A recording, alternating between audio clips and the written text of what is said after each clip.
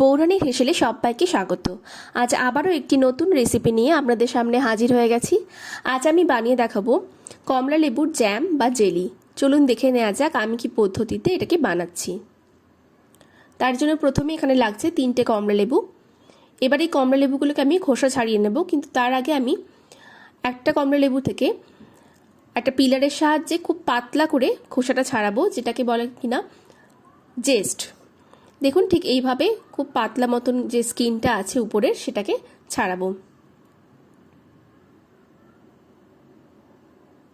খুব বেশি লাগবে না, এই কয়েকটা আমি ছাড়িয়ে এটাকে আলাদা করে নিচ্ছি।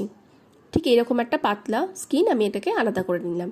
এবার যে বাকি অংশটা আছে কমলা লেবুর সেটাকে আমি ছাড়িয়ে নিচ্ছি। একইভাবে সবগুলোকে ছাড়িয়ে নেব আর খুব ভালো মতো এটাকে পরিষ্কার করে নেব।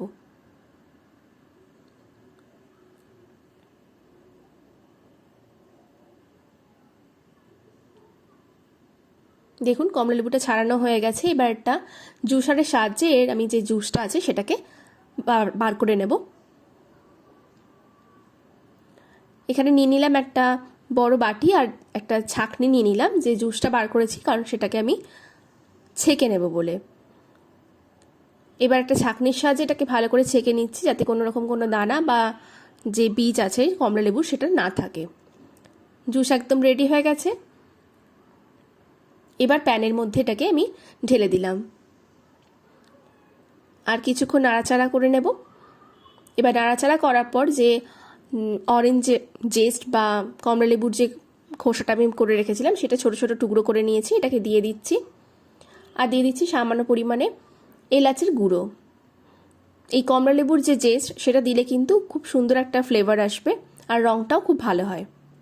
কিছুক্ষণ ফুটে এসেছে, এই সময় আমি হাফ কাপ মতো চিনি এখানে দিয়ে দেব।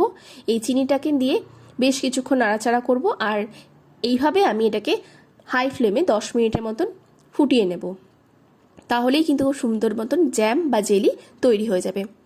দেখুন আমাদের এই জ্যাম কিন্তু একদম তৈরি। এবার আমি এখানে একটা ব্রেড নিয়ে নিয়েছি, ব্রেডটাকে আমি হালকা মতন সেঁকে নিয়েছি। এবার তার উপরে আমি যে জ্যামটা ব্যবহার করছি সেটা আমি তৈরি করলাম।